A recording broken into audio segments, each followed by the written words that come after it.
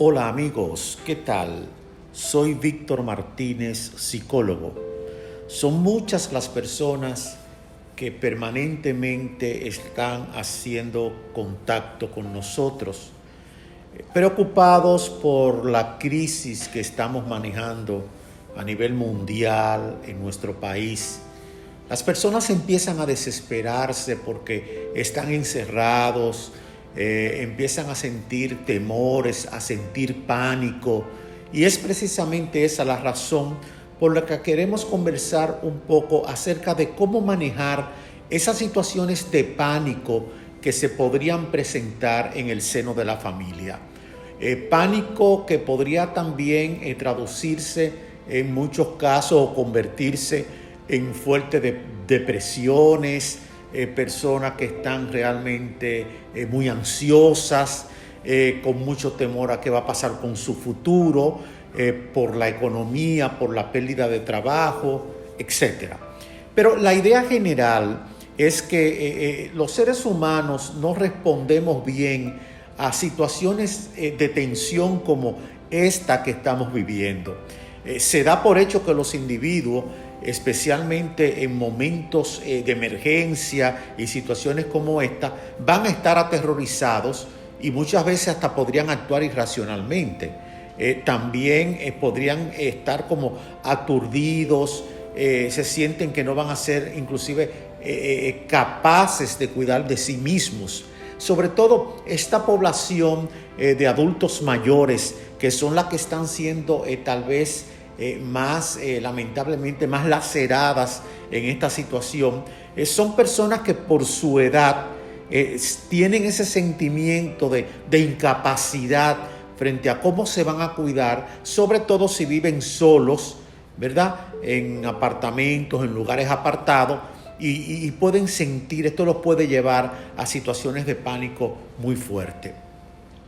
Generalmente se cree que ese comportamiento de forma, vamos a decir, antisocial, estará emocionalmente traumada la persona o psicológicamente incapacitada, y lo puede llevar a reaccionar de una forma, yo te diría, como egoísta, durante o inmediatamente en el momento en que está pasando la crisis, porque se asumen posturas por ejemplo, de comprar en exceso, de aguantar el dinerito, de actuar de una manera donde yo me quiero defender yo, cuidarme yo, importándome los demás por el temor a que pueda quedar en una situación donde se me acabe el suministro, me pueda quedar sin nada, esto puede durar mucho tiempo, y eso lleva a la persona a actuar de una manera muchas veces con cierto egocentrismo. Es importante tener en cuenta que las investigaciones que se han hecho acerca de esta situación indican que realmente las personas no siempre actúan de esta manera frente a situaciones de pánico, a crisis como la que estamos viviendo. Si hay una palabra que tiende a estar asociada con el comportamiento durante estos momentos, es precisamente esta palabra pánico, ¿verdad? Evidentemente el término se puede referir a varias cosas. Si a lo que se refiere es a la probabilidad de que la mayoría de los seres humanos que nos estamos viendo envueltos en este desastre van a estar asustados, espantados, pues es una percepción correcta, porque es lo que está pasando. Todo el mundo está asustado, la gente está impactada por la rapidez con que esto ha caminado, la cantidad de personas que van muriendo, lo que va sucediendo en otros países hermanos, y prácticamente todas las personas, aunque sean personas sanas, equilibradas, se sienten ansiosas, sienten miedo, porque son situaciones de grave peligro y de amenaza personal. Nos sentimos amenazados. Entonces, el pánico, que generalmente ocurre cuando la persona no puede como escapar de la situación, cuando hay un desastre, por ejemplo, y la persona siente la imposibilidad de escapar al desastre, es cuando el pánico más ataca. Por ejemplo, un terremoto y tú no sabes para dónde coger, qué hacer, te ven una situación así, pues esto te ocasiona ese pánico. Y generalmente lo que está pasando ahora es que las personas se han sentido acorraladas. Estamos encerrados, no sabemos qué hacer, para dónde coger, qué va a pasar. Y esto ha llevado a que nos vayamos envolviendo en una situación de temor, de pánico, y muchas veces en situaciones como esta las personas, en vez de huir de los lugares expuestos, corren riesgo, y la gente lo que hace es que hasta se concentra en zonas aunque corran peligros. Por ejemplo, esto lo podemos ver cuando ha habido cierto alarde, que las personas se le ha importado y va y se aglomeran en los supermercados, salen, hay que estar con esa campaña de concientización para que las personas no tengan una respuesta contraria a las medidas que debemos realmente tomar, porque esto nos puede llevar realmente a desastres colectivos, donde las víctimas pueden no solamente estar inquietas y asustadas, sino que también se ponen en una actitud donde actúan sin pensar, de manera irracional y de manera impulsiva. Esta situación de pánico realmente no es una reacción frecuente. Vemos que esto se produce cuando hay situaciones como la que estamos viviendo, grandes crisis, situaciones donde la persona inclusive se sienten acorraladas. Y esto que hemos tenido que combatirlo con un encerramiento, el hecho de tú estar encerrado y no encontrar qué hacer, para dónde coger, hasta cuándo, va creando en el ser humano una situación cada día más amenazante, más de pánico, donde la persona siente un peligro real, muchas veces hasta imaginario, vamos a decir, porque muchas veces las personas agrandan, se imaginan que van a pasar cosas que no son, y entonces esto trae como consecuencia una respuesta, diríamos que es biológica, congénita, donde el ser humano tiende a buscar una protección como especie que somos, y un sentido como de sobrevivencia. Entonces el miedo evita que cometamos actos imprudentes, nos permite evaluar la situación de urgencia y nos prepara para la lucha, para lo que vamos a enfrentar, que es un aspecto positivo, podríamos decir, de la situación de miedo, ¿verdad? Ya no de pánico como tal, sino que ese pánico te va a generar, ¿verdad?, cierto miedo, y entonces ese miedo te pone a cometer actos que muchas veces pueden ser ¿verdad?, imprudentes, pueden ser difíciles.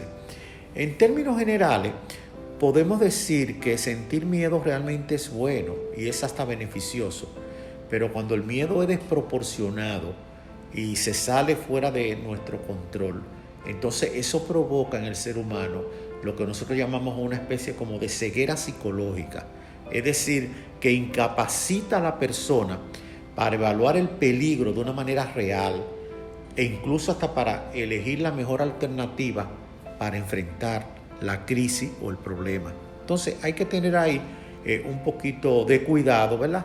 Porque esto viene acompañado de un intento, yo diría, irracional de huir.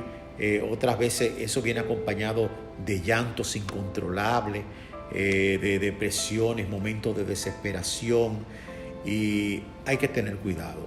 Y hay que tener cuidado porque cuando en el seno de una familia, en un núcleo social, la persona se pone en crisis como esa, es muy peligroso, porque entonces puede contagiar a las personas que les rodean. Y esto tenemos que tenerlo, de manejarlo con mucho cuidado, porque se presenta cuando la persona, al sentirse atrapada, acorralada, con imposibilidades de escapar a la situación, de no encontrar como los recursos necesarios y adecuados para enfrentar, entonces la gente se siente de una manera tal que hasta puede colapsar.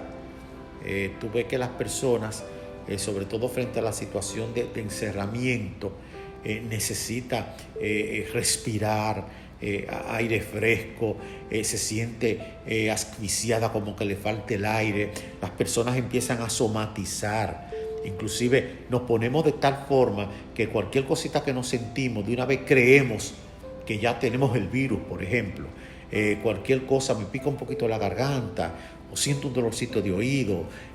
Las personas tienen diversas sintomatologías, ¿verdad? Y desde que una persona, lo que es normal, que nos enfermamos todos los días, cualquier cosita que se siente una taquicardia, ya inmediatamente lo ve a través de la situación que nos está pasando y que puede realmente, ¿verdad?, traer situaciones difíciles.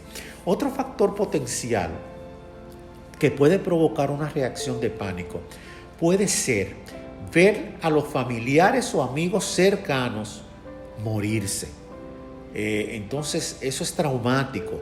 Cuando uno ve que un familiar cercano se murió, que el vecino de al lado se murió, eso trae una situación donde el ser humano se va sintiendo invadido y entonces se siente como con una búsqueda inútil dentro de nosotros mismos de la respuesta que le debemos dar frente a este peligro que nos amenaza. Y eso nos afianza más el pánico y nos puede crear una situación difícil de manejar.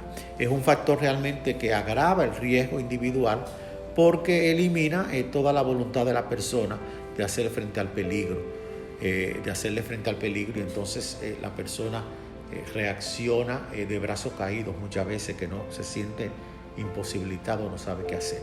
Sin embargo, nosotros tenemos que tratar, sobre todo los líderes, cabeza de familia, personas que están, que vamos a decir, sacerdotes, pastores, médicos, personas que están en defensa civil, ciertas autoridades de salud pública, todas estas personas que ocupan ciertas posiciones de liderazgo frente a un problema como el que estamos viviendo, tienen que tener un poco de cuidado y aprender a manejarse para reducir en la población estas situaciones de pánico, de temor.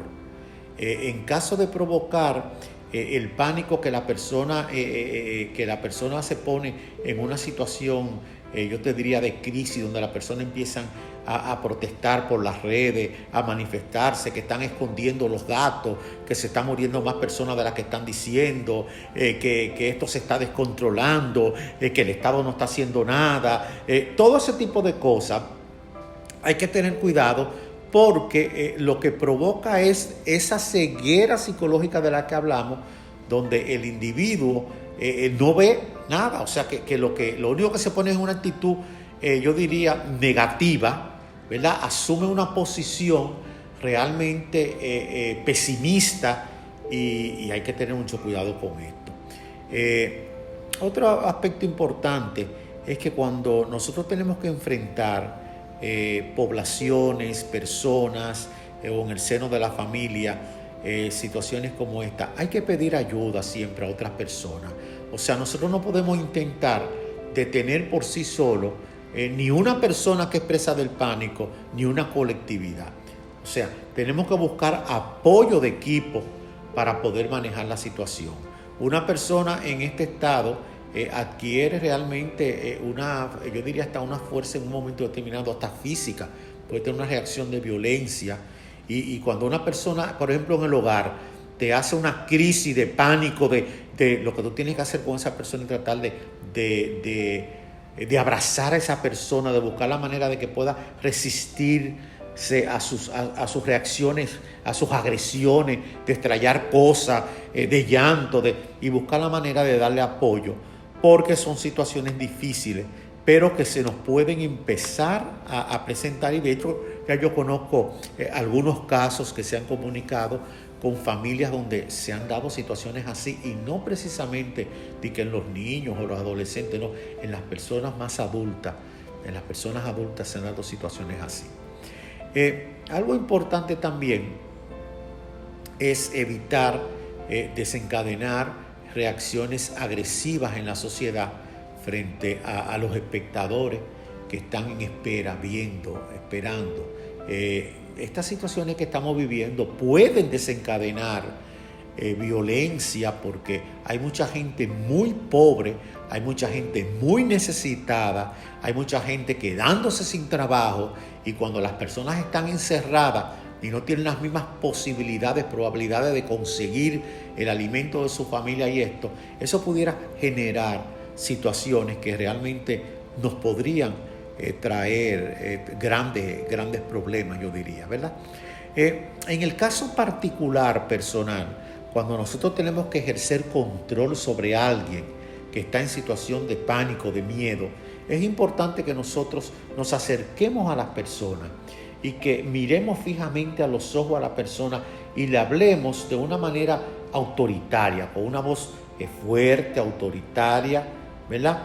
No cabe duda que su mente va a recibir nuestro mensaje y que le va a comunicar al cuerpo lo que hay que hacer. Entonces nosotros tenemos que enfrentar a la persona, someterla, mirarla a los ojos, tranquilo, aquíétate, no va a pasar nada, ten paciencia, espera. Entonces, que tú trates de intimidar a esa persona cuando está en un momento de crisis para poder ejercer el control. Lógicamente es inútil tratar de razonar con una persona que está bajo un efecto de pánico, ¿verdad? Sus mecanismos de raciocinio no funcionan. Se debe dar órdenes, inclusive conducirlos, haciéndole señalamientos de que tú lo estás poniendo fuera de peligro por la higiene, porque no está saliendo, por las medidas que tú estás tomando, ¿verdad? Para que la persona sienta que está fuera de la mirada de los demás, que no va a ser contagiado, y sobre todo es importante no dejar a esa persona sola. A pesar de que aparente estar calmado, es bueno que esté siempre acompañado cuando la persona ha llegado a ese punto de crisis. Es preferible dejarlo en compañía de algún otro familiar cerca, y entonces conforme vaya calmándose poco a poco, es importante que empecemos a asignarle pequeñas tareas dentro del hogar, que se sienta ocupado para que termine de serenarse, ponerles a hacer cosas, que la persona no se quede sin hacer nada. A las personas hay que ocuparle. Por eso a nuestros niños, adolescentes, a todos en el hogar, hay que ocuparle el tiempo. Tienen que tener tareas, cosas que hacer, ayudar en los quehaceres del hogar, tener juegos de mesa, rompecabezas, compartir una película en familia. Hay que buscar la forma para evitar que se vaya a acrecentar la desesperación frente al encerramiento y frente a una situación de pánico por lo que estamos viendo afuera y todo. Otra cosa importante es tratar de aislar a la persona de las noticias. Tú pones, por ejemplo, un noticiario, está viendo lo que está pasando en el mundo, la cantidad de gente que se está muriendo, y la persona se va saturando, se va llenando de más pánico, y esto es un poquito difícil, ¿verdad? Hay que tener sumo cuidado, porque puede la persona quedar aterrada, y entonces es cuando su cerebro pregunta qué hacer, cómo reaccionar. Se pone en una situación difícil donde busca protección, busca apoyo, se siente solo, se siente inquieto. Entonces, los cabezas de familia o los profesionales o las personas que están manejando todo esto tienen que saber que tienen que mantenerse ecuánime, tranquilo, ¿verdad? O sea, que manejarse con una voz serena, fuerte, equilibrada. No son las autoridades ni son las personas que están al frente de esto los que deben estar causando terror. Está bien que nosotros demos la voz de alarma y eduquemos y demos conciencia de lo grave que es esto y de las medidas que hay que tomar y de que hay que cuidarse, pero son personas que tienen que ser equilibradas emocionalmente, que tienen que actuar racionalmente, ¿verdad? Y que tanto las órdenes que den y todo sean coherentes, para que la gente sepa, tengan un patrón a quien seguir. Esto puede crear revuelo en la población, estas situaciones, dudas, pero siempre hay algo que hacer. Entonces, hemos llenado la mente de las personas y hay que evitar el progreso hacia el pánico y llenar la mente de las personas de optimismo, de que vamos a vencer esta situación, de que realmente vamos a salir adelante, que tenemos que luchar unidos, que vamos a sobrevivir, decirle las posibilidades que hay de poder combatir este desastre. Esa es la actitud que nosotros tenemos que asumir realmente para poder colaborar y para poder ayudar. Como hemos indicado, cuando una persona agota en unos segundos todo su conocimiento sobre lo que ha de hacer ante un peligro como este, pero no recibe información adecuada de fuera, eso acrecienta el pánico. La gente tiene que estar informada, la gente tiene que estar, ¿verdad? Un boletín cada cierto tiempo, que la gente lo ponga, que lo escuche, y lo que es peor, lo provoca ese malestar en los demás. Entonces nuestra obligación es delicada, no es muy fácil, y tenemos que tener, yo diría en primer lugar, nervios de acero para no sucumbir como los demás en un temor colectivo. O sea que tenemos que estar ahí. El líder tiene que estar en medio del peligro real, ¿verdad?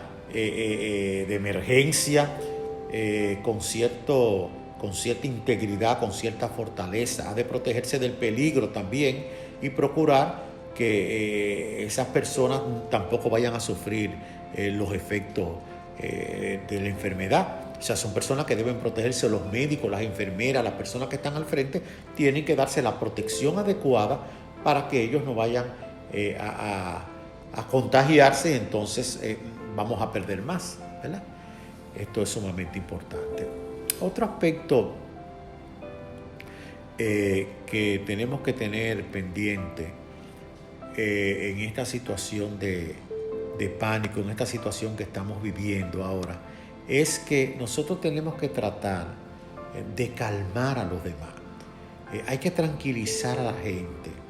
La gente cada día que pasa y en la medida que va viendo más enfermos, más muertes, es lógico que se ponga más ansiosa, más preocupado.